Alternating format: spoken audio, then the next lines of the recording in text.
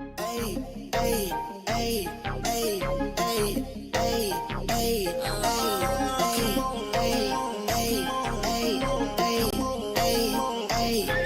I just wanna have fun. Come and pick me up, meet me at the spot. Up all night till the sunrise. Pop back cool, get ready for the ride. Gonna feel good. Gonna feel good.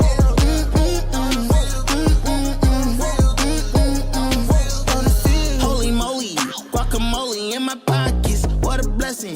Got it on me, I got options. Real stepper, check the shoes, get it poppin'. Eating good, feeling good. Where my hopping done at?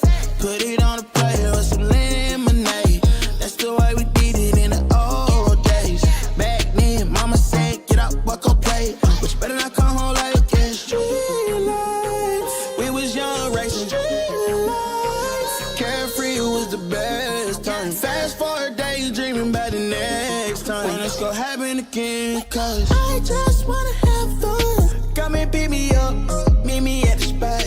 Up all night till the sunrise. Pop back cool, get ready for the ride. Don't it feel good? Don't it feel good?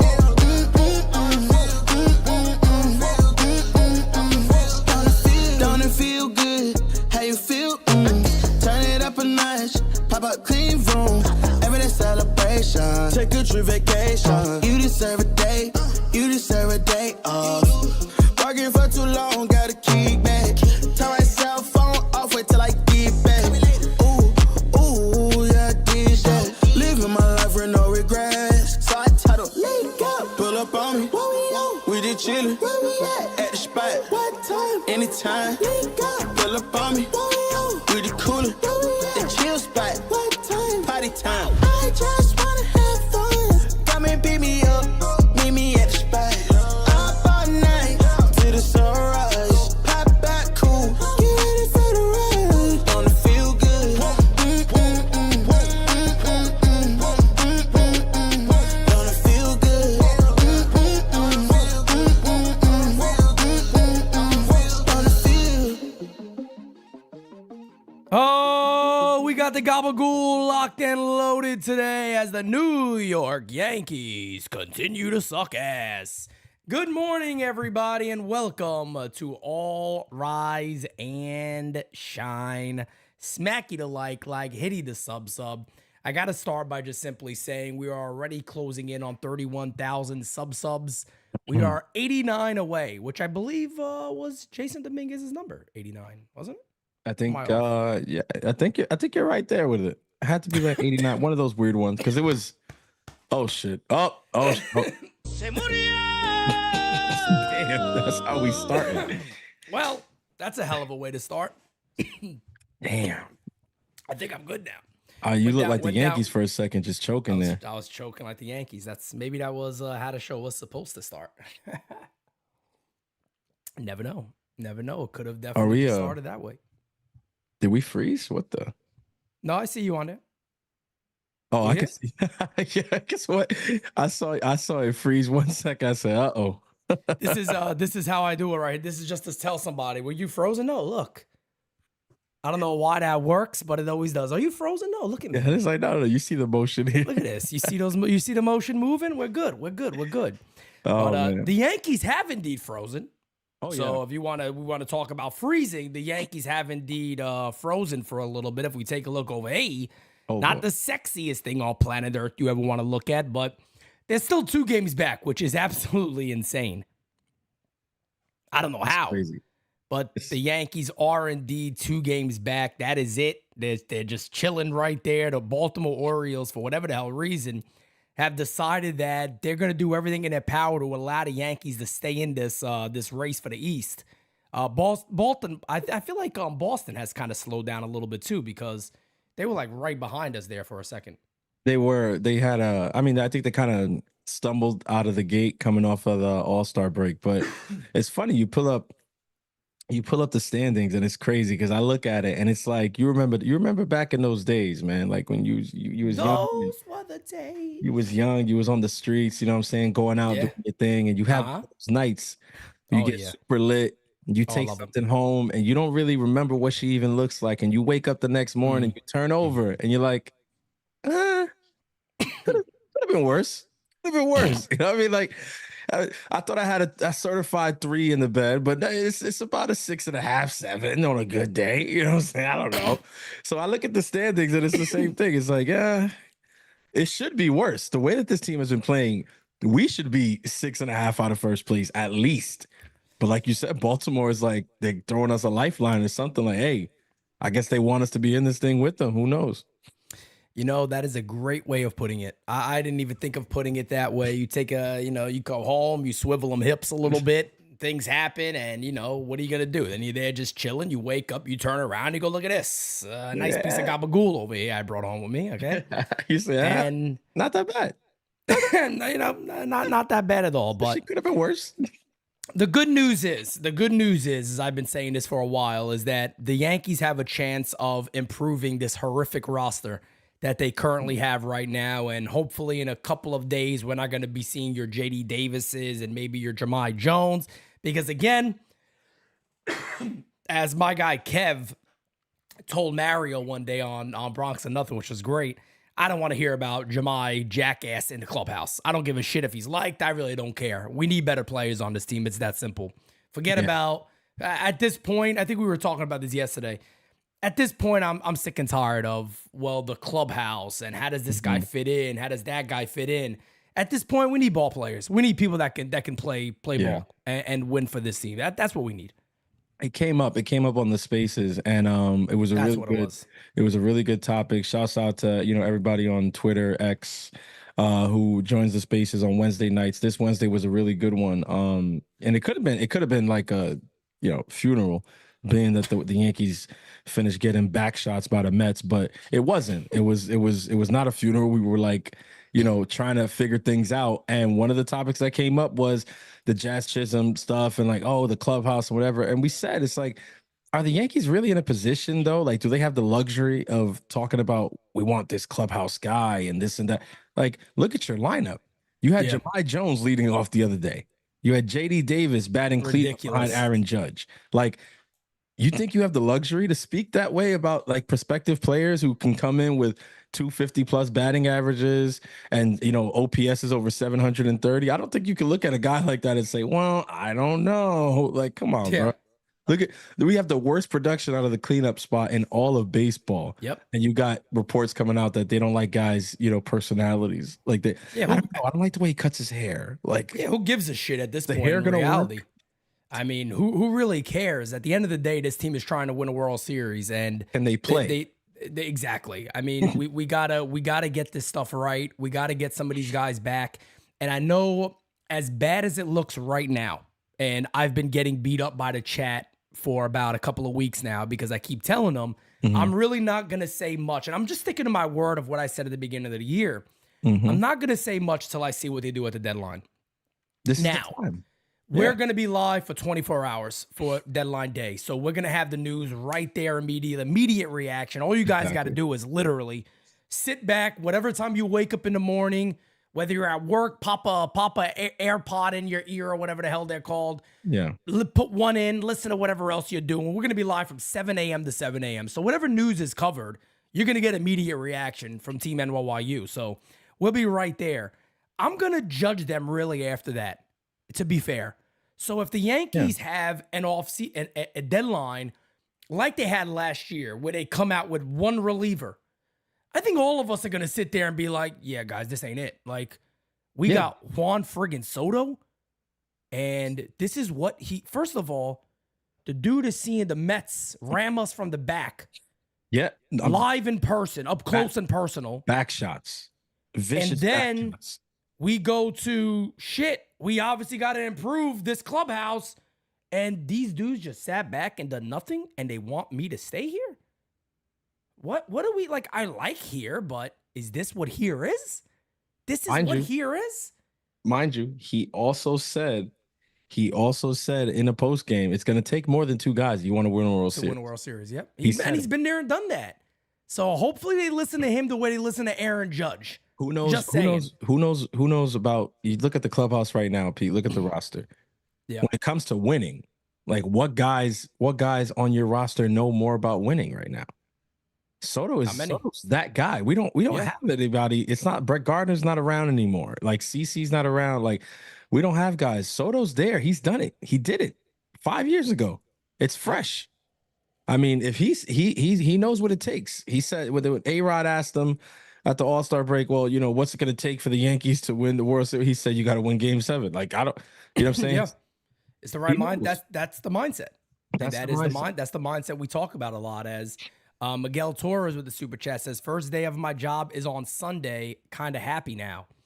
Let's go, my guy. All right. Little Sunday work. Okay. Maybe you won't see the Red Sox beat the shit out the Yankees. Okay. All right. No, congratulations, man. Hopefully that's not what you're looking at on your first day of work.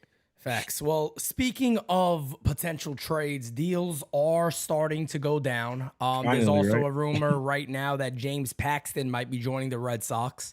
So he may be heading back to the Boston Red Sox. That is being reported by John Heyman, saying that they're kind of just working a few things out, but it looks like he may be going that route. So we'll see what happens there. It does make sense. That makes a ton of sense for Boston. He got DFA'd by the Dodgers, right? Yes. So he was DFA'd. Yep. That makes so much sense. They get a guy that they're familiar with, a guy who's made every start this season. The numbers are the prettiest, 4.44 ERA, but I think at the same time, when it's Boston, right, that they're not dealing in terms of like the high end of the market. Yeah. So to get the pitching help they need and to have a guy who they're familiar with, who's familiar with Boston, who's hella familiar with the division, that's such a good move for Boston. Right. So, I mean, yeah, let's see if it actually goes down, but I think it makes a shit ton of sense for them. Yeah, it definitely does. And then there was a bit of a blockbuster late last night as Randy Arozarena goes to the Mariners. That kind of came out of nowhere. That Arozarena became a Mariner. So it looks like Tampa is open to making multiple moves. So maybe those reportings out there were correct, that they are willing to make deals. Now, does that mean they're going to trade Isaac Paredes? Does that mean they're going to trade Yandy Diaz, who I don't know if he's even played since he's been out with the personal reasons? He hasn't played, but there was a report this morning that he's back with the team tonight. Oh, okay, good. So hopefully everything is well there. He'll likely play with Tampa this weekend. And if you are, a Yankees fan, you're hoping that this is his last weekend playing with the Rays. Yeah, and Francis, I'll be honest with you. And this is not a knock on Ben Rice. I like Ben Rice. I like Ben Rice's potential future. But I almost feel like if you want to win now and there is a possibility to trade for Diaz, I think you have to. Even if he becomes your first baseman and Ben Rice, whatever happens there. Yeah. But I think I really believe that. And I don't want anybody to see this as me knocking Ben Rice. I think he has a future here. It's not a knock on Ben Rice. All I'm trying to say is if you want to win now and you want to win this year, I don't think there's anything wrong with the Yankees saying we want to shore up our offense a bit. And we think Yandy Diaz is certainly an improvement for first base for this type of lineup that we have now. We think he can add a lot. And it's becoming even more attractive to me if he is available. I think you almost really have to consider that. Yeah, no, I mean, from the word go, when we started getting these reports, I want to say like 2 months ago about the Rays, strongly considering selling big time at the deadline. One of the first names that was interesting to me was Yandy Diaz. And I know that Isaac Paredes has been, the biggest name linked to the Yankees. And, most of the beat writers are putting out that like he's the player that they're most interested in. But me personally, it's always been Yandy Diaz, because if you can get, I mean, you guys are seeing it here on the screen. If you can inject this into this current lineup, I mean, it does a myriad of things for you. Diaz is a guy where a lot of people won't like it. He doesn't necessarily profile as, the typical leadoff hitter, but he's led off for the Rays for a long time, and he's done a bang up job doing that. And he's never had Juan Soto hitting behind him. Never. Yep. Like he's never. I mean, the best players that I think the best 1, 2, 3 that he was ever a part of was probably when it was him, Wander, Randy. And that was good, but that's not even close to what him, Soto, Judge would look like. And I'm not saying I would, immediately inject him into leadoff.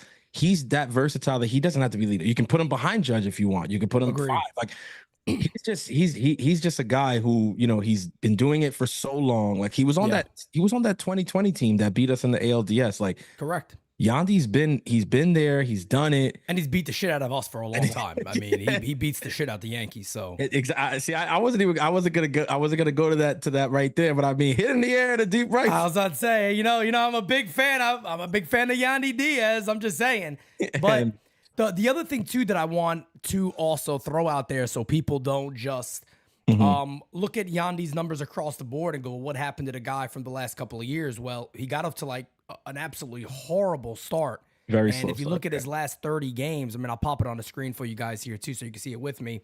But a 318 average, 348 on base percentage, 481 slugging over his last 129 at bats. So he has certainly gone back to who Yandi Diaz is. He's back to himself. And to me, that idea of adding Diaz is just becoming more and more attractive for the Yankees. I think that is certainly, if you want to find a way to really improve this club, that's a great way to do it. If the Yankees could add 2 infielders, which I think more and more people are starting to talk about now, if you can add a Yandi Diaz, if you can add a Luis Rengifo, now you're looking at this team and you're going, hold on, wait a second here. We got those 2 and we're getting Jason Dominguez and Stanton back? Well, if we fucking lose with that offense, yeah, I understand there's other aspects of it, but the offense is greatly improved. I mean, you're looking at a team then that if they struggle scoring runs, I give up. If they struggle scoring runs with that lineup, I give up. I'm done. At that point, I could sit here and say, look, now it is that is on the players. I don't know what else to say at that point. I mean, if they're still losing and Boone is doing post games, I'm breaking my hand through the table at that point. I'm flipping the damn desk. At that point, and I'm glad that you brought up the comment, because that's, those were Hal's comments going back 2 years ago, that, this is on the players, but we didn't necessarily agree with him 100%. Correct, not 100% at the time, because it was like, well, Cashman brings the players in and Boone is supposed to get the most out of these guys, and this is. But if you get the deals we're talking about, I mean, you add a Yandi Diaz, you add a Rengifo to this lineup, you get Dominguez back, you get Stanton back, and they don't produce offensively, that is 1,000% on the play. Like, you will not even hear me blame Boone. I don't care how he organizes it 1 through 9. If those names are in the lineup, Juan Soto, Aaron Judge, Yandi Diaz, Luis Rengifo, Giancarlo Stanton, Jason Dominguez, Anthony Volpe, like, if those names are in the lineup, bro, line them up whatever way you want. If they don't produce, it's on them. I agree. That I agree with 100%. And, I know there would obviously be people still at that point going, yeah, but what about the pitching? What about that? I've said this for a long time now. I think the pitching is what it is on the rotation. I think they got to get Clark Schmidt back, and these guys got to pitch better. Look, Garrett Cole. Yes. Garrett Cole, by the next couple of outings, has to be the Garrett Cole we all know and love. If not, we're not winning shit anyway. I mean, it really wouldn't matter at that point. Thank you. Yeah. You know what I mean? It doesn't matter. You're not going to go out there and get a Skubal. We're not going to get that. Maybe Flaherty's a possibility. Maybe. But again, do you even get a guy like Flaherty who's been so good in Detroit, a large ballpark, and sit there and go, well, I expect him to be the same damn guy he was there here? You never know. That's still very risky. There's not a real track record there. When it comes to him. So I'm not saying I would be upset about that. I'm just simply saying I don't think that all of a sudden you get him and you go, oh, this rotation is unbelievable. What is he going to be? I mean, you get a guy like Jack Flaherty, you're expecting him to be somewhere in between Nestor Cortez and Marcus Stroman. Yeah, exactly. It's not like you're expecting him to be somewhere between, Rodon and Luis Heel or Heel and Cole. He's not that level pitcher right now. And he sure as shit isn't going to do that in the bandbox that Yankee Stadium is. Right. It's a very, important thing to note where he has been pitching, which is why he's found the success that he has kind of found. It's a much bigger ballpark. Also, it's a very different division, guys. Very different division. A lot of different competition there. You're talking about bringing him over here where, yes, the Rays offense is probably going to take a couple hits over here in the next couple days, but Toronto, even when they're slumping, they got Bo Bichette, they got Vladdy Jr. in there. They got hitters, George Springer. Like that's a potent lineup. right. Boston always has offense. And then Baltimore we don't even have to talk about it. Baltimore, like I said, they got the Beach Boys in the lineup, and they hit, and no matter what you throw to them, it looks like a beach ball. So, like, you can't just bring a guy over here and expect that it's going to be a thing. But like, speaking to your point about our rotation, I think, and again, maybe I'll get killed for this, but I think that the work that Cashman did in the offseason with the rotation was actually good enough. Like, Stroman, if he pitches to what he is supposed to be, I think will get us what we need. I think if Rodon can be a little bit more like his last couple starts and not that horrible 4-week stretch before the All-Star break. Hopefully that's just a stretch for him. Yeah, you know what I mean? Back like, together now. Nestor is Nestor. Nestor's Nestor at this point. Like, we're not expecting could be traded. Could be traded. There's a lot of rumors out there about Nestor Cortez being moved potentially. Now, and that's interesting to me, because now if you do go and you trade Nestor Cortez, right, and then they brought in a Jack Flaherty, then that would make sense to me, because I agree. You're bringing him in to be basically Nestor. Yeah, that's what he's here for. So you're not expecting him to like be a world beater. He's supposed to be like your 4 or 5 guy. Yep. But to add him now with everything we have, and hopefully we get Schmidt back at some point, and I got to tell you, I know he's coming off the injury. It's like, damn, man. I mean, if Schmidt can come back and be even half, 70% of what he was to start the season, we're in pretty good shape, believe it or not. We got a super chat here from our guy, Mr. Mike Thompson. Hey. He says, what's good, Peter Francis? Trust and believe that Mr. Juan Soto is paying close attention to what we will learn about the Yankees in the organization over the next couple of days.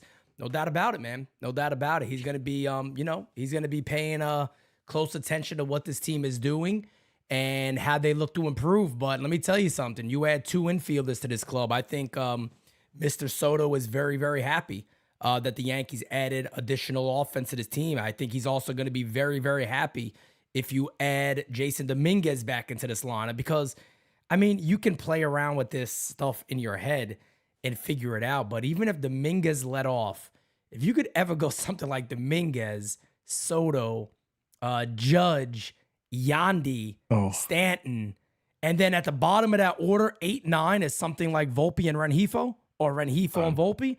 I mean, now you're really looking at a lineup that you go, holy shit, like, or even if you wanted to go Rengifo leads off, and you could even put the Dominguez 5 or 6. Yeah. I mean, you're looking at such a different team, and it takes a lot of the slowness out of your lineup. It's a much more athletic lineup. It's a more dynamic lineup. It's going to be interesting to see what they do overall. The way that I look at it right now is, believe it or not, like the leadoff spot, I haven't necessarily been like, satisfied or pleased with the production that we've gotten out of there for the entire season. Yeah. So that's a big area that I'm looking at post deadline. Like, who are you penciling in one every day? And then the cleanup spot. And I think if you're able to put 2 good names in those spots, and then, like you said, by doing that, it opens up the ability to then revamp the bottom of the lineup of what you already have here or what you have left. I mean, we're looking at a completely different lineup, and I get it. I've been getting notifications on this post for the last couple days about, what do you think? What do you guys want the Yankees to do that we put out?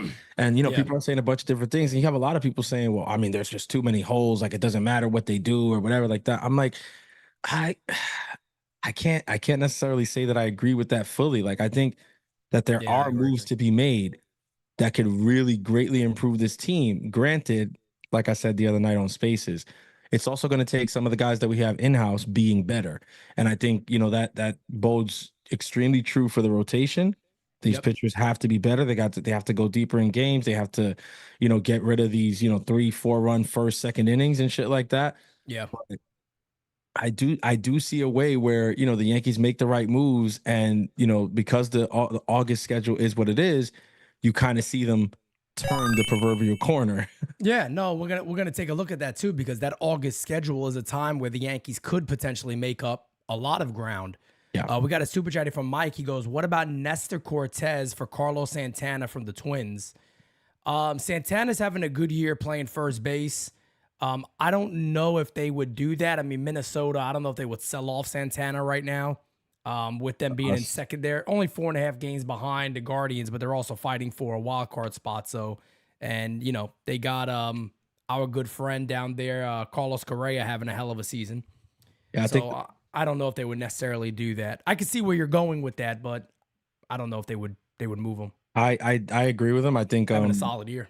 I see the deal, making sense player at the player level, but organizationally, right, for the Twins, like I don't think it behooves them to sell right now. Yeah. Like you brought Carlos Correa there. He's having a good year. Carlos Correa is not even on like a super long-term deal either. Like Mm. so I think the directive is to go for it pretty much in every year of his guaranteed contract and then go from there. So it would be kind of weird to see Minnesota start selling off pieces right Agreed. now, especially I mean, if they were to sell, I mean, there's a lot of intriguing pieces on that team. I mean, Hell yeah. they got relievers that I absolutely love, but I don't see them selling. I think, Shit, Jose Miranda, you can oh stop man, beating us up and come on over here. bro, I think it wouldn't shock me to see them add something here in the next couple days. To be honest with you, and That's just what I think they're gonna do. try to I think make a they run add. for it. Yeah, because Yeah. they're close, like you said.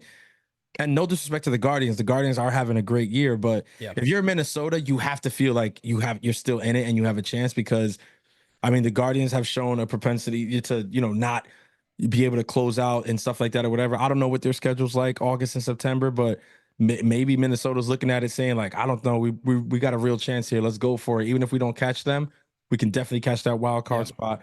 And then once you're in the playoffs, anything can happen. Now let me ask you a question. Just going back, and guys, I got your voicemails pulled up here. We're gonna get to those here momentarily. Let me ask you a question about that. Then we're gonna also take a look at the Yankees schedule for the rest of this month and then what it looks like in August. Quick question on that as we got a super chat. Beavis Lee Ray says it's right in front of us. I think Pete and Francis were bullying on All Rise, frankly. Okay, little boony bully. Okay, All right. but if you are in conversations with Tampa and they are willing to move Yandy Diaz to the Yankees, there's been some talk out there that Tampa's not necessarily a team. They don't care who they trade with. They don't care if it's in division. If there's players they want, they look to get those players and that's it. There's been a lot of rumors out there that they like a lot of the Yankees' younger players lower in the system. Talking about, your guys like Roderick Arias, George Lombard, players of that nature. Would you be willing to move one of those guys in a deal for Yandy Diaz? Is that something that you would see and go, you know what? This makes sense. I think Yandi has a whole nother year Yeah, under his belt with the Yankees, I believe. So he would have a whole nother additional year. So I don't know if that's something the Yankees would actually look to do and say, hey, we paid a lot to get a guy like Roderick Arias. He was one of our big signings. We've seen this with Jason Dominguez, where the Yankees were like, no, we want that to pay off for us. We paid for that. So we want that to pay. That was our investment. We want that to pay it for us. So I just wonder if they would go that way. And of course, they're very high on George Lombard. But if I had to pick between one of those two guys, Lombard's the guy I let go. I'm a big fan of Roderick Arias. I was just about to say exactly that. So yeah, essentially my response to that is, I mean, look, if it has to be, one of these guys, and it does make a lot of sense that it would be, given Tampa Bay's, position as a organization with everything, happening, them losing Wander Franco the way that they did kind of upended a lot of their plans organizationally. And it kind of threw off their the pipeline for the prospects because the way that they had it was they locked him in and he was going to be the shortstop forever. You had Junior Caminero coming in to play alongside him and things like that. And now he's not there. So now maybe Caminero is going to have to be the guy that you want to shift over to shortstop or something like that. But it seems like they don't necessarily love him at that role either. So it's like they're out there shopping, trying to get a prospect that they can build towards, in the next 3-4 years, something like that. Call up and have that guy be the guy because everybody knows how Tampa operates. They live off of the prospects and call those guys up. And then when it's time to pay them, a lot of them are gone. So it makes perfect sense why they'd be looking at Roderick Arias or why they'd be looking at Lombard. But I'm with you Yep. 1000%. If we're talking Yandy Diaz and we can get it done for George Lombard Jr., as good of a player as he is, as good as he's been thus far in our system, I 1000% do it. With Arias, I have a little bit more pause. Um, Me personally, not just because of how much we paid to get him. I know that that's the Yankees thing. You know, we paid our Yeah, of international course. whatever to get. Yep. But I think me personally, it's like he shows like a lot, and there still seems like there's so much more we haven't seen. Yeah, So like, there's definitely improvement there, but that yeah, bat is gonna play. That yeah. bat is gonna So play. He's special on that side of the ball. yeah, I wouldn't want to I trade him. I think with him, it's still a bit of the defense, and not that the defense is bad. Mhm, As we got John Brophy in the chat too, he mentioned this before. Like he'll make the flashy plays, mhm. but the routine stuff sometimes it's a miss there. It's like those are the Exactly. little things you got to work on But as a that's more player. mental than Correct. actual like Correct. skill. It's like the routine stuff is because it's so routine. You kind of think when you're younger, oh, I got in the bag, I got in the bag. Next thing you know, you kick it, you boot it, whatever. So I mean, that's something I think he can definitely improve on, and he'll get better with as he goes up through the ranks. Apparently, the Giants are also receiving significant interest in Blake Snell, of all people, as possible trade that has actually just came out right now. As this is definitely a refresh Twitter time, everybody, Yep. because more and more stuff is going to come out. This is also just posted too. Potentially, the White Sox are content with keeping Garrett Crochet and Luis Robert if they don't, get what they want, which is pretty obvious there. You have to say that. Yeah, that's what you have to say on that you have regard. to say that to keep some kind of leverage. If you're Chicago, listen, that is one of the most unenviable positions to be in Yep, because everybody and their mother knows like they've got to do something to try to improve this team, and the only thing that they can do at this current juncture is trade and sell pieces away. But they you don't want to sell obviously from a place of necessity and low leverage. So they have to say something to keep correct. some sort of leverage. And even with the comments that came out the other day, regarding the Yankees and Chisholm and stuff like that, there's also a part of me that believes that that also could just be negotiating leverage and stuff like Of that. course. You put these things, I mean, it's not, yeah, I don't know, how many of you guys in the chat realize this, but the Yankees are no foreigners to, putting out stories and things like that to kind of, you know, boost their leverage on their end. Like, oh, they have concerns about this or that. Or like, okay, Yeah, so maybe if we ask too much, then they're gonna just walk away or whatever. yeah, Like, of course. it's that time of year, like you said. Yeah, no It's doubt that about time it. of year. No doubt about it. It's that time of year. That's the type of stuff that happens. But let's take a look real quick at what that Yankee schedule looks like, and then we're gonna get right into your guys' voicemails. But you pull it up here. Of course, we already know this, right? We got 3 against the Boston Red Sox. That starts tonight. And then we got 3 against the Phillies. Fun little fact for you guys. The game on Monday with the Phillies, we're going to be calling live as a team. The game on the 30th, of course, is during our 24-hour stream, so I have that live for you. And then we're doing the same thing on the 31st. So I would say a special 3 game season lives in a row that we're going to have Look for at you that. guys. It's pretty damn fun. But then you go ahead and take a look at August. This is the part of the schedule that we're talking about now where the Yankees are really, really going to have to get whatever they do at this deadline, whatever improvements they make, and they're going to have to go straight gung-ho here and just go off. I mean, they're going to have to go off in August. You Yeah. got 3 at home against the Jays, 3 at home against the Angels, 3 at home against the Rangers, 3 on the road against the White Sox, 3 on the road against the Tigers, 3 at home against the Guardians, 3 at home against the Rockies, 3 at DC against the Nationals, and then you play St. Louis. Francis, if they ever struggle in August, you might as well kick your feet up and just start planning your vacations because it's done. Yeah. No, no, no. It's done. That's There's a gift. there's too much opportunity there. I get it. A lot of people look at that and say, yeah, but that's what it looks like on paper. You got to go out there and win the games. Of course. 1000%. Yeah. But let's call a spade here. The Yankees end of June, July schedule was an absolute gauntlet. Like we've been playing, solid team after solid team. And, it seems like, it's not to make excuses for them because you have to play who's in front of you, and the Yankees Right. are, they're definitely good enough to have had a way better showing the last 6 to 8 weeks. But Mm-hmm. let's also be honest here. The scheduling the last 6 to 8 weeks has been, pretty tough. So they've been going in there against, teams that are strong and also teams that came in hot. So that's not the easiest thing to do when you're struggling. So that's the thing about the Yankees is we always kind of say it, like they don't just get bad. Like whenever they're down, it's like they're really, They're really really, really down. down. Yeah, yeah, But no doubt. it also seems like that's just kind of how our luck seems to pan out these last couple Yep. years, that when the Yankees do hit the wall, they also hit the wall right at their hardest part of the schedule. So Right. that's why it looks so bad, because they hit the wall, they're not playing well themselves, and then they're running into teams that are playing extremely well at that time. There's like, not to discredit anything that happened, with the two series against the Mets. They got swept by the Mets. It's true, but let's call a spade here. I think if we would have ran into the Mets in May, it's a different story. I More think than likely, yeah. if we would have ran into the Mets in April, I think if say both series against the Mets were in April and May, I think it would have been the exact opposite result, because, and it's not throwing shade or whatever, it's just saying what it was. And those in April and May, the Mets were absolute dog shit and the Yankees Facts. were world beaters, right? Facts. Now the fact is that we did it. We ended up playing in June and July, where the Yankees were playing like absolute dog shit, and the Mets have been playing their hottest baseball that they've been played in a long time.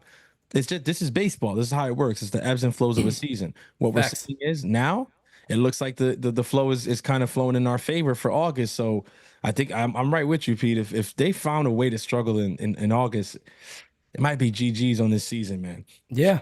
And look, during the very first nights at the round table, which we're gonna plan out here soon, guys. We'll have another one for you guys coming up in the next probably couple of weeks. But I said that one day that the very first one before there was ever a pitch thrown, that I really believe it comes down to the deadline and what the Yankees are gonna do, what the Orioles are gonna do. And we'll see from there what the Red Sox are going to do now, because it does kind of feel like it's a 3-team race. You never know what could happen there. It's going to be interesting to see what happens now, because this could be the year for the Yankees. And what I mean by that is this could be the breaking point or the selling point to the club that, look, we struggled. Now we gave you guys what you need. Go. And if you don't do it now, forget it. Forget it. If there's any MMA fans in here, it's like that Yoel Romero thing when he was like, go. That's what that is. If anybody MMA fans in here, you know what I'm talking about. Yoel Romero right there. It's a good legend. reference. It's a good reference. But let's go ahead and get in the voicemails. We got a long one right over here. Hey, yo. Hey, yo. From Hey, yo. Wow. That's the bottom line, because Stone Cold said so. I didn't mean to play that one, but it worked pretty well. It kind of worked. It was like a long one. You better believe it. That's the bottom line. That's the bottom line. That's the bottom line. Let's go ahead and get to the first voicemail. Hey, this is Joey from the Bronx, baby. Okay. And I haven't called in a while because I was so freaking disgusted with Volpe and Vertigo blowing the sweep against the Orioles that I had to take a break from all things baseball for a while. Understand That really was it for me. And I had to just not hear or see anything about the fucking Yankees for a while. And I come back and things are getting worse. So the bottom line is this, as far as I'm concerned. Dominguez, it looks like he will hopefully be back a lot sooner than originally anticipated. That would be a godsend. He can be the answer to our prayers as far as leadoff hitters are concerned, because we don't have one, and he's the perfect one. And Stanton, hopefully he's going to be back soon too, and hopefully he's going to be as good as he was throughout the year, and that's a big if, because we're talking about Stanton here. So other than that, Cashman better make some big blockbuster fucking moves here before the trade deadline, because if he does not, then That's it. I am canceling all my subscriptions. I'm not watching the fucking games anymore. I'm selling off all my Yankee merch on eBay. I am going to be done with it. Damn. I'll just, because I love baseball and because it's part of my Yankees are part of my identity, I'll just watch the highlights on YouTube the day after. Or I'll just, listen to you on Game Season Live. But that'll be it. Because if this asshole, and it is as much on him as it is on Boone, if this asshole doesn't go into emergency mode and make some really big fucking moves, like 5 to 9 needs to just be eradicated and replaced on this team because they suck and I'm done with them. Then that's it. Then there's nothing left about this team to take seriously anymore. I'm not going to tear my own hair out when the people running the show don't know what the fuck they're doing and they think they're the smartest people in the room when they're just fucking idiots. All right. Anyway, I'll talk to you later. Take it easy. Thank you, Joey from the Bronxy. Look, I can't blame the guy, man. He's upset. Yeah. I really can't. How do you blame him for being upset with what this team is doing? How could you not? We're upset. We're upset. I got to sit in front of the screen and watch this bullshit and call this bullshit. How do you think I feel? But that's what happens when you lose the way that the Yankees have lost and to the people that the Yankees have lost. Facts. I put out that article yesterday because after watching great article, by the way, article. Appreciate that. I after watching this series with the Mets and then listening to Judge's comments and listening to some of the way the other Boone spoke about it and stuff like that too. It just really it really showed me that that disconnect that the organization seems to have with the fans, even the players with the fans. And I know the players try to do a good job to connect and stuff like that, but of course when you speak the way that you speak after getting butt fucked by the Mets the way that they did, and it wasn't just the one time because they did it to us in Queens too. Yeah. You speak like it's just another game, like it doesn't matter, like it's okay, it's whatever. It's like, nah, man. You have fans like Joey who they're living and dying with this team. Like when the Mets come to town, they want to beat the Mets. They want to beat. They don't want to just like they want to be on the other side of the 12-3 or the whatever. And instead they have to watch their team get shellacked by them and have them dancing and all this stuff. And Frank Sinatra's playing in the background. So I mean, I get Joey completely, man. It's tough. It's tough. It's really tough. No doubt. If I want to propose a trade. Okay. I want to propose a trade with the Yokohama Bay Stars in Japan. All right, let me see where you go with this. Can I get the Yokohama Bay Stars from Japan on the phone? Somebody put a translator on for me, but I think it's about time, since we're facing the Red Sox tonight, that we bring back Tyler Alston to play with the Yankees. We will trade them. We would trade them Gleyber Torres. Gleyber Torres could go to the Yokohama Bay Stars, play over there. Tyler Alston got 15 homers and is hitting .302 on the year. I think we're going to go ahead and bring Tyler Alston back. Gleyber Torres, pack your bags. You're headed to Japan, my friend. The Yokohama Bay Stars are awaiting you. Can you imagine mid-year that could actually happen? A dude just gets traded to Japan out of nowhere. I mean, that'd be legendary. In soccer, they have the loan program and the purchasing of players and stuff, and it's international. It's international. Right. So it's crazy in soccer because you'll have somebody from the Italian Serie A get moved to one of the Spanish Premier League, not for Spanish, but the Spanish Liga 1, whatever.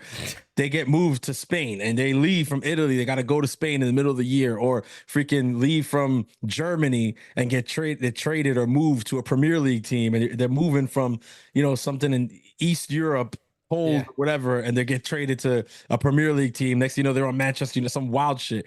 If baseball had that, you had to go to Gleyber Torres and say, just sit down. Yeah, we got to talk. Really love what you're doing with the hair. Actually, you know who else is gonna love it? The Japanese fans. Yeah, Gleyber, you like ramen?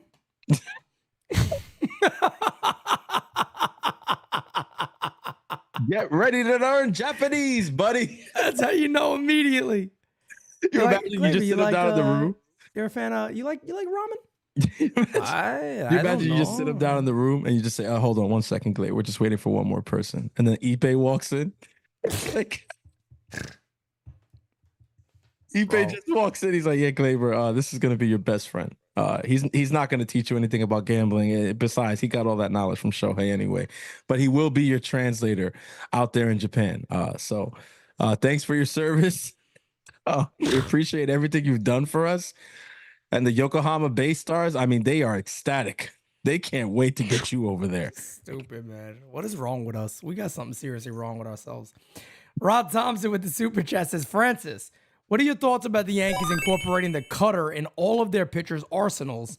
Yankees need to stop trying to change the way their pitchers pitch. Too much analytics. I was actually talking about this last night. Last night I went out to dinner with some friends. We were celebrating one of my boys' birthdays, and one of my boys was asking me about that. And I said, I'm not a big fan of it. I'm not a big fan of it, and here's why. Like with Garrett Cole, for instance, like it's over tinkering when it comes to Garrett Cole, because Garrett Cole is coming off a Cy Young season. So I think you speaking to him and saying, hey, like maybe let's get the cutter usage up or whatever. Like, no, like what did you do last year? Yeah, let's do that again. Like whatever worked last year, we're gonna do that until it doesn't work anymore, right? And I think with us right now, like, you know, the development, the pitching department is falling in love with this idea of the cutter. Here's the thing. Yep. The pitch in and of itself does have good numbers across the majors. The thing that people don't realize is those numbers are being driven by top heavy guys, meaning there are, I would say, 5 to 7 guys who have really great cutters, and that's why the numbers look so good against that pitch.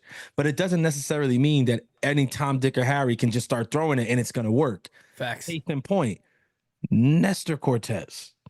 Hey, It's not a good pitch a lot of days. Okay, it's just like, let's just call a spade a spade. Nestor, God bless you.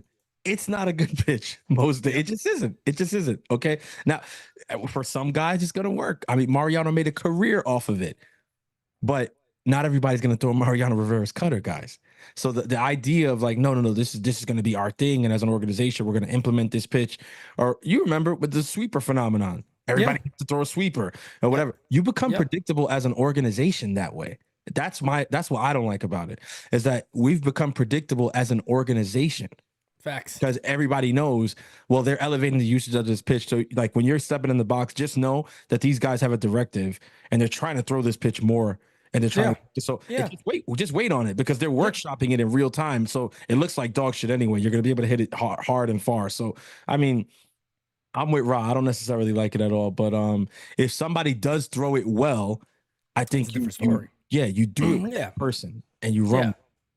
Yeah, no doubt about it. It definitely changes it up a bit. Some guys, you could tell that it's almost like a forced pitch for them. It's like, the force that to learn that pitch, and it's like it doesn't fit you well, doesn't fit what you throw well. But that's the way of the Yankees. I think they should.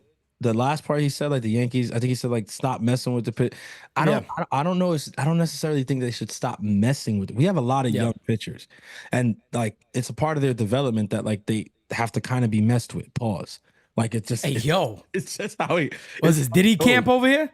Yankees running the Diddy camp over there. Like the Diddy camp over here. Diddy, my God, Diddy did it. That's what the gas station really is. The Diddy camp. It's the gas station. The gas station, come to find out, is really the gas station. I don't know what's happening this morning. Lord have mercy. Hey, but, yo. Yeah, you have to best, with the tinker with the pitchers when they're young. Right. So I don't necessarily. Hey, yo. Hey, yo. I don't know where the hell this shit is going. No, this is going left, but you guys get my point. Like, it's a part of the pitcher's development that the team organization works with them to find what's going to work. But like Pete said, it shouldn't be a situation where you're forcing something on them that is super unnatural to them. Agreed. No doubt about it. No doubt about it. Keep the voicemails voicemails going, guys. Smacky to likey. Hitty the subs up.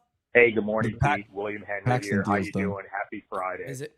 Now it looks like our organization has let 2 really good managers go to other organizations.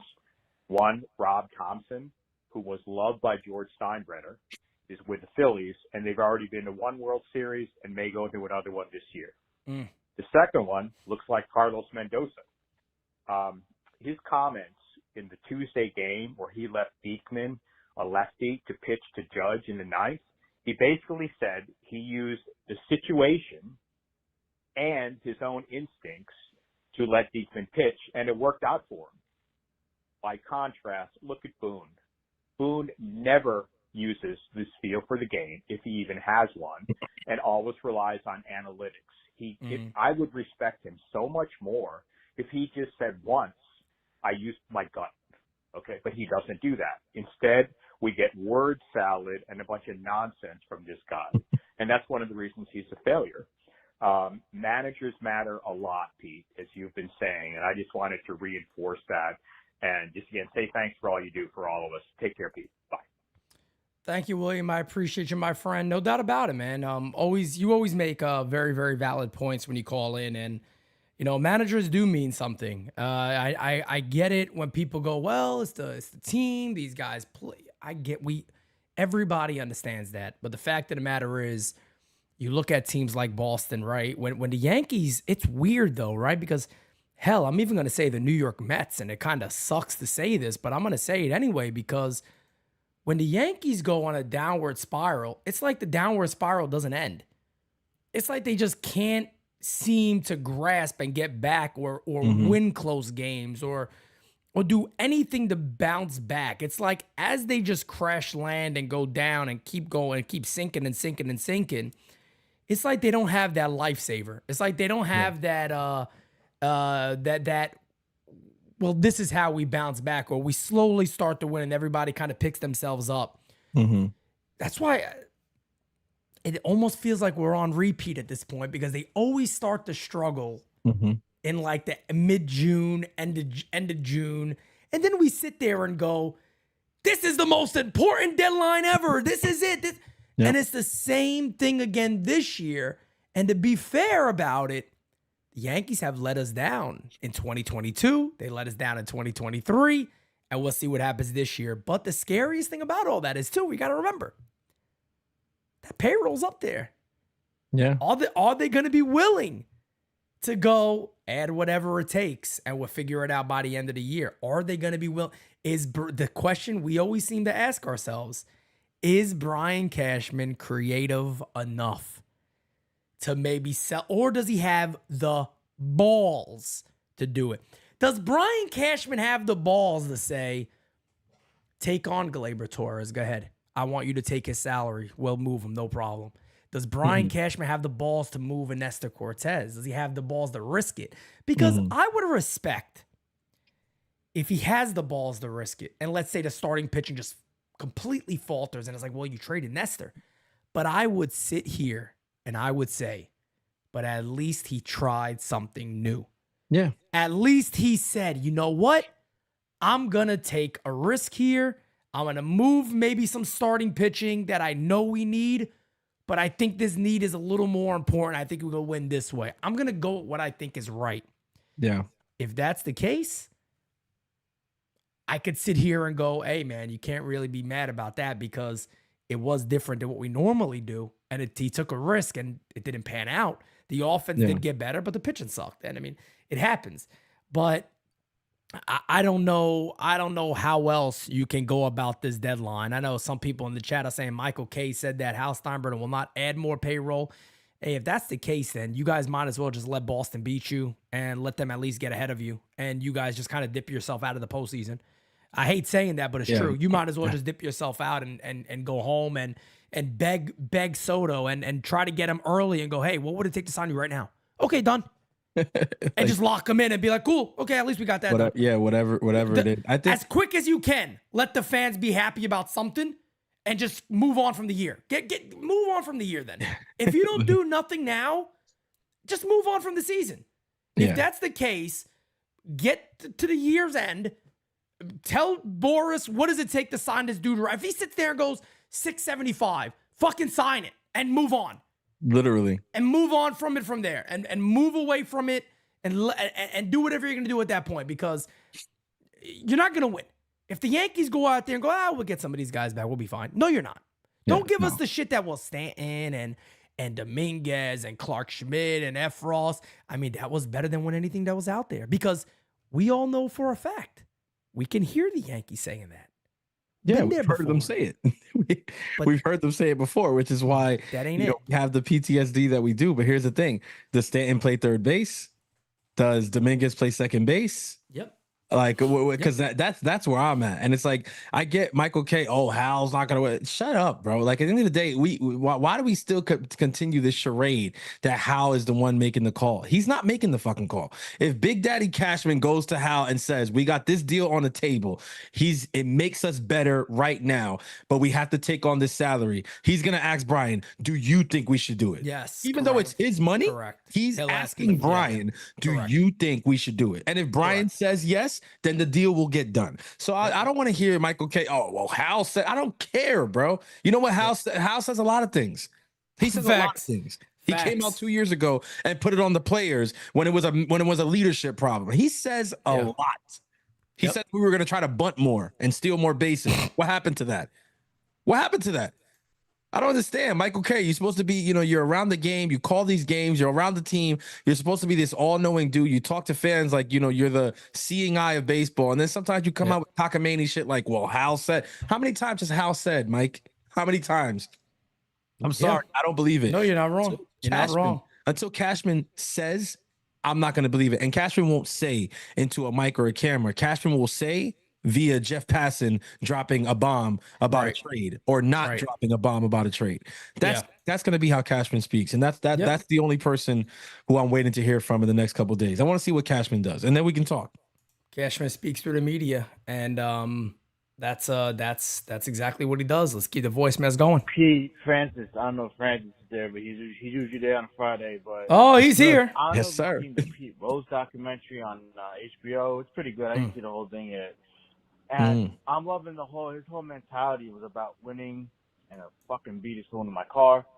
And I'm watching the show, and I don't think the Yankees have that mentality. He's all about winning. And he said, I don't care. He lost his pitch streak, and he said, well, of course I'm upset. I went 0 for 4, and we lost 16-4. And I just don't think the Yankees got that mentality, man. I just think that, like you say, they expect to win, they don't play to win, and they're just all about participation trophies. It's sickening. But anyways, that's all I got to say about that. Take care. Okay.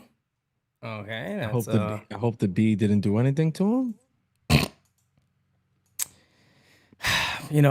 I'm almost tired of talking about this new Yankee mentality.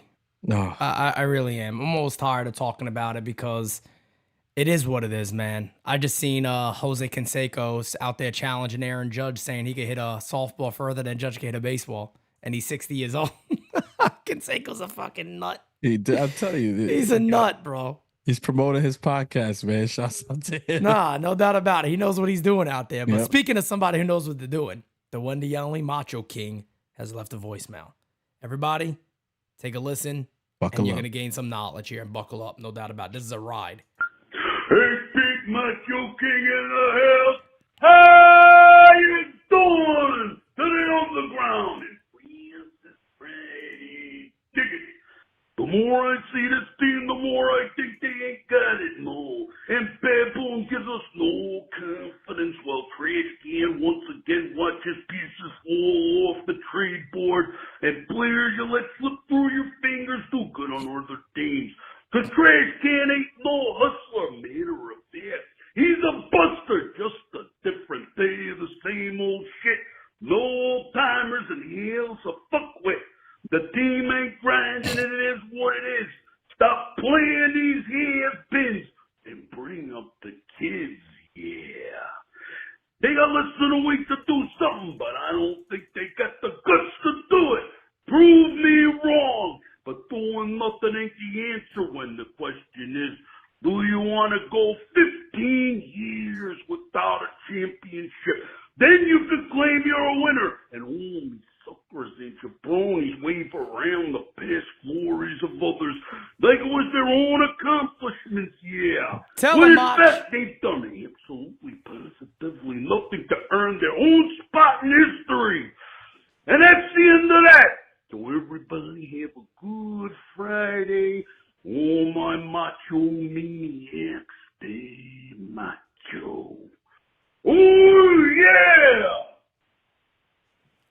Macho! There it is. You got to wait for the match out. I told him before, like if he doesn't do a match out, I'm just kind of stuck there. I don't We're know gonna what be to do. frozen for a while. We'll be frozen until he finally calls in again and just drops a match out. But you know what I mean? What are you gonna do? Let's keep him going, baby. Francis, Pete, it's Yo! Guy. What's up, my guy? I Good feel morning. that we can live with Torres for the rest of the year, the way he's holding his own the last 30 days. I think we should focus on corner infielders.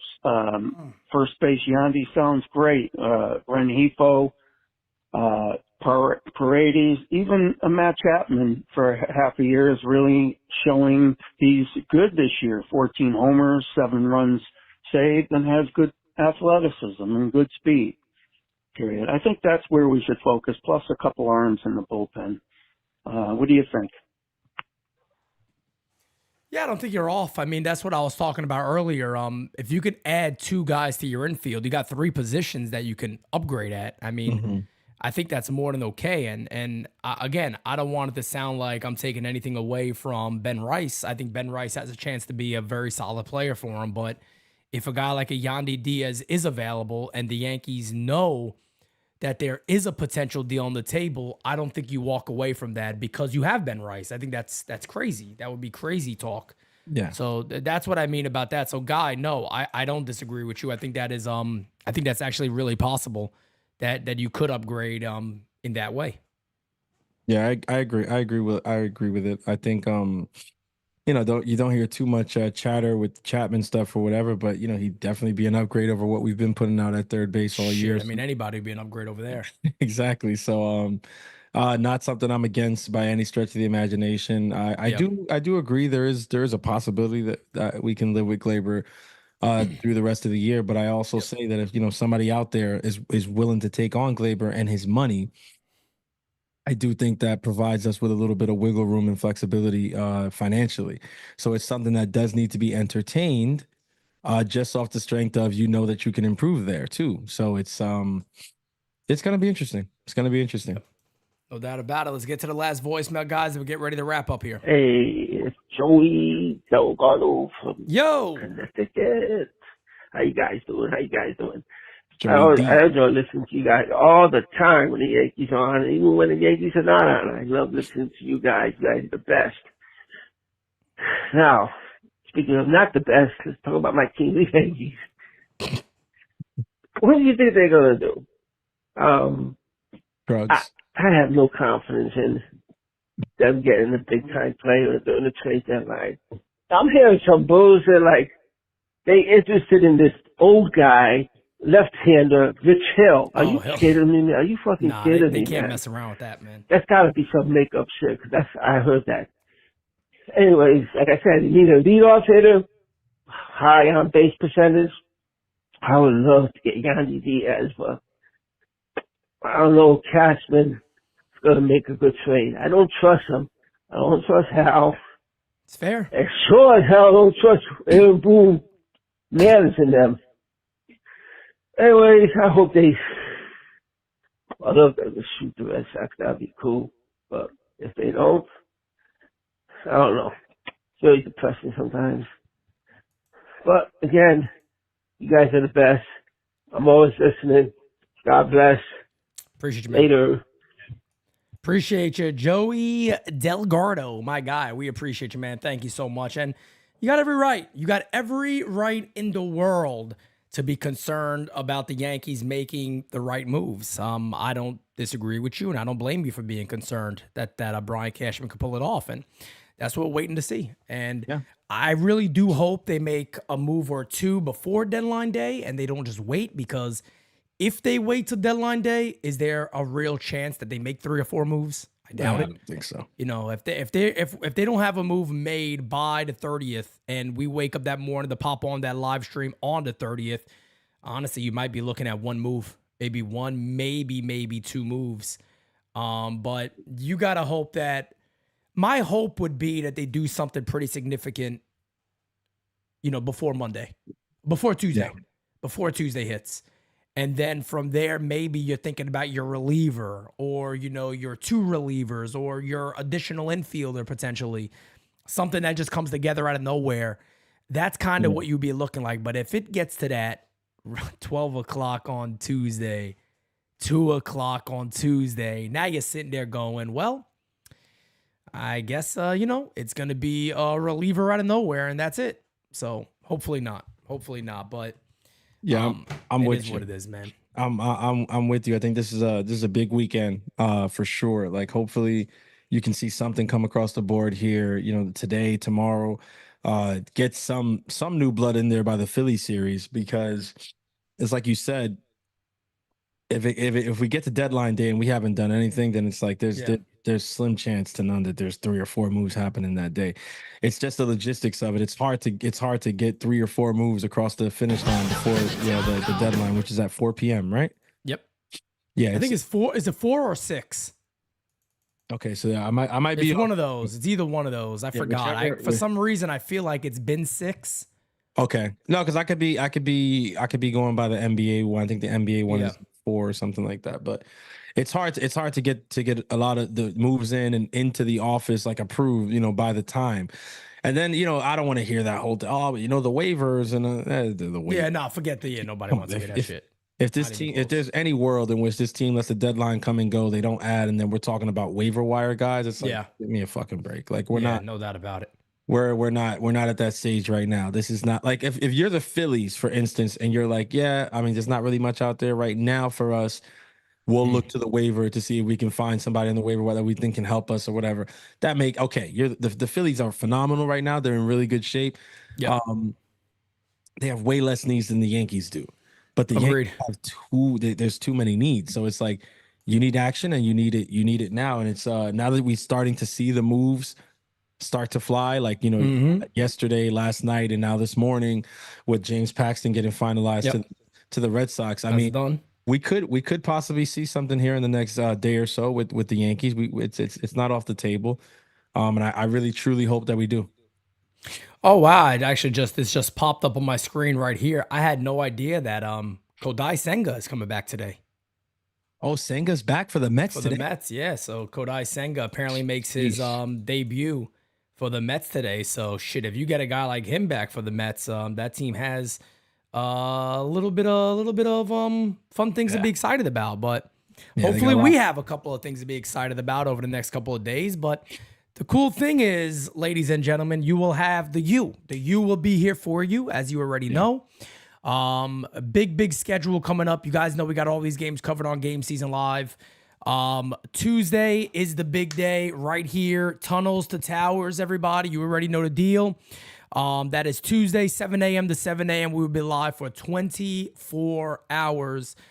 Talking all things Yankees. We may have some guests on and things of that nature. It's going to be really, really exciting. But we are looking to really just have a great day of fundraising for a really amazing cause. Yeah. So it's going to be fun. It's going to be exciting. Who the hell knows what's going to happen during that stream? You get this group together. You never know what the hell happens. But the fact. It's going to be fun. It's going to be exciting. And hopefully we got some great Yankee news to talk about. And, maybe talking about a new look infield or a new look team to a degree that's going to look very, very different when we start calling games in the future. So it's going to be fun. It's going to be interesting. And it's going to be a lot of emotion involved either way.